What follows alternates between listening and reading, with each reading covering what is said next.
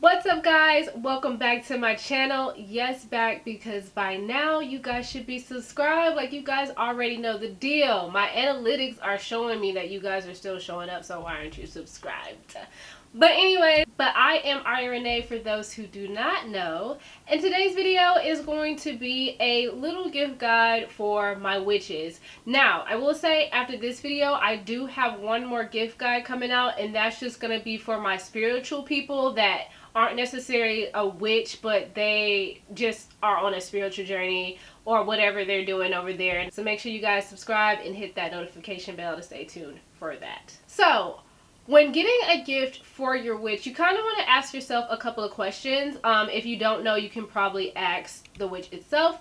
But the main one is going to be, what kind of witch are they? Because there's a variety of different kind of witches you can be, such as a green witch, a sea witch, an eclectic witch, which is a little bit of everything. There are traditional witches, that are more tuned towards Wicca. Like, there are a variety of different witches that can be out there. So if you do not know, I would say just ask them.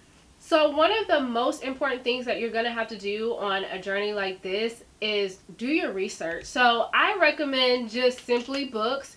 Does not have to be these two books that I have in my hand, but the very first book that I picked up when I was diving into all of this was the Witch's Bible, or A Witch's Bible. And this is basically like all the hand-downs from Wicca basically inside of one book.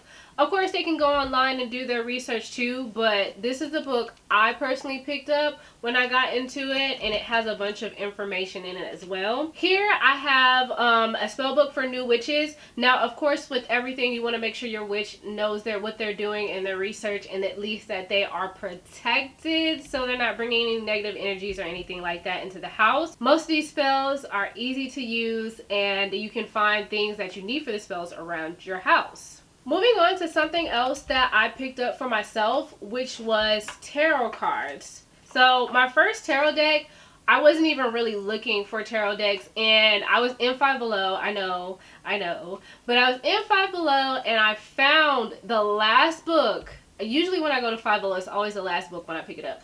But I found the last book that was had a booklet with this, and then tarot cards as well. I cannot remember who these tarot cards are from. I honestly didn't use them that long, and they are still like pretty decent type of tarot decks. But a lot of times with tarot decks, make sure you're doing your research. I also heard that when it comes to tarot decks, that somebody else is technically supposed to buy your tarot deck for you. I personally don't know how true that is. I don't have anybody in my circle that's going to really buy me this stuff. So, of course, I bought my tarot decks. But this tarot deck, like I said, was at Five Below. But I personally didn't use this tarot deck for long. And I no longer use it. It kind of just sits just on top of my shelf. Now, my current tarot deck, which is my favorite tarot deck, is the Modern Witch. You guys probably have seen these a little bit of everywhere. This is by Sterling Ethos, and I really love these because they're all women. So all the characters on here are women. There are no males. Even the knights and the kings, they're like studs and things like that. Like, it is awesome. It does also come with a mini booklet as well that I absolutely love. And I try to use this tarot deck anytime I really do have to dive into a question after I use my pendulum. I always pronounce that wrong. I can never get that word right. But yeah, I usually use it after that if I have to go more in depth after using my pendulum. Forgive me for that. I also love my tarot cards for like viewing the theme of my month and the theme of my week, and if I just have any similar questions to that. I know if you guys are looking to get into tarot and you're part of the Black community or POC community, I have made a Facebook page called Back to Your Roots Witchcraft, which is actually this little picture that's behind me that's really blurred out. But it is dedicated to my Facebook page for POC and Black people. So make sure you guys go check that out. I'll also have that linked in the description below. In that Facebook group, I am posting more like 3 tarot card spreads for anybody that wants to go into depth with tarot. My next thing is what we probably all pick up once we're learning about spirituality and witching and all of that, and that is crystals. Each crystal has its own set of meaning. As far as being a gift giver, I would just simply see what your witch needs, or anything that she has mentioned, or even a favorite crystal that she might want, or even a favorite crystal that she might already have. We love crystals. We love having multiple crystals. This is an amethyst. I have 2 amethysts. I have a smaller one that goes in my cage if I want to wear it around my neck, and this bigger one here. And I think I've showed my collection on this channel a couple times in my vlogs. I haven't gone in depth with each of my crystals, but a very, very good gift is just simply a crystal. You can do something like quartz. That'll, if you really just don't know and want it to be a surprise, that basically is for all zodiacs. It is for everything, basically. So make sure you check out crystals. My next thing, and this is going to be really good for those who really start practicing being witches, or even the seasoned witches, and that's going to be your herbs and spices. I just grabbed some out of my cabinet, but on Amazon they have a herb and spice pack that you can buy that has different types of herbs and spices dedicated to witches. I'll probably link that down below. But your witch is going to need more herbs and spices in her repertoire, in her cabinet, for when she is performing certain spells. If your witch already has a bunch of spices already, or she just has a mess of spices, I recommend getting little jars and glasses. Also in a vlog on this channel, I told you guys that I save the little shot bottles of alcohol that I take or have. And that's just because they make really cute little spice bottles just here. And it just sits on your cabinet. And these are like little Kraken bottles. That's why they have the little handles on the side here. And I really love those. These are the same. And then I also have these glasses that I pick up from Dollar Tree whenever I see them, because Dollar Tree often changes out like their different glasses that they have, and this one has a cork at the top. I'm probably going to use this more as for a spell versus just putting spices in it, just because the hole at the top is so small. Now, with those spices and herbs, they are going to need candles as well. So I have a tea light candle in here, which is just small. A lot of my candles are white, and that's just because with white candles, you can pretty much turn them into anything. This is a white candle, but it is in a green, what is a green candle holder. And of course, I use this one for luck, money, or prosperity. But this is like, it's not really a pillar candle. I can't remember. Pillar candles have different names.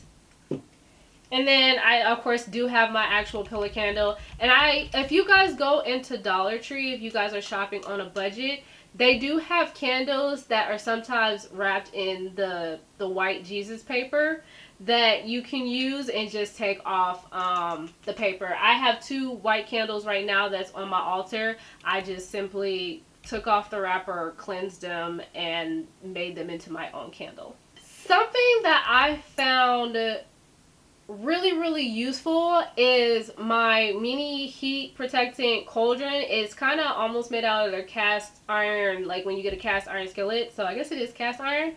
And I love this thing. Right now it houses my dead roses that's in here, but this also sits on my altar as well. But I will write notes and letters and things like that, put them into here, burn them, and then go dispose of them somewhere that's not in the house. So I really love it for that. Get your witch a cauldron. This here is technically my wand. You can go on to any type of good and resourceable website to find a decent wand. I can't tell you where to get one. I literally was walking somewhere and I found this stick, and for some reason I was like, I'm going to take it home, and then I end up getting into being a witch. So this is my wand. I do want to eventually decorate it and add some crystals to it and make it look pretty, but as of right now I just love it. It's kind of got this loop down here at the bottom, which probably is what drawn me to it, but of course it also extends out here, and this is just an extension to your witch's practice. And my last thing, this is if like maybe you don't want to go and buy all that stuff because you're unsure, or they already have enough of that stuff, but you still want to give them a gift dedicated to what their practice is. I recommend any type of like witchy cup or mug, plate, pens, pencils, jewelry even. I have a moldavite necklace around my neck right now, which my boyfriend actually gave me. But anything like that, you can do this. This is actually Harry Potter. It's the Slytherin cup, but they were witches. But this is just to say, like, if you don't want to dabble in all of that or touch any of that, or even they, like I said, they already have plenty of that stuff, then grab them a cute little mug. They're pretty much everywhere, especially on Etsy. Once again, I got, oh, I was about to say Five Below, but I actually think I got this from March. Anyways, that is going to be the end of my video. Like I said, I have that group that's going to be linked down in the description below. I also have another group that is basically made from everybody from 17 and older. That group is on Discord. Make sure you guys check that out as well, and that's for all different kinds of witches and spiritual people. But for now, like I said, make sure your witch is in good practice and make sure she's being safe and protecting herself. And on that note, I'm gonna go ahead and get out of here. Please stay safe in this crazy world that we live in, and I'll talk to you guys next time. Peace.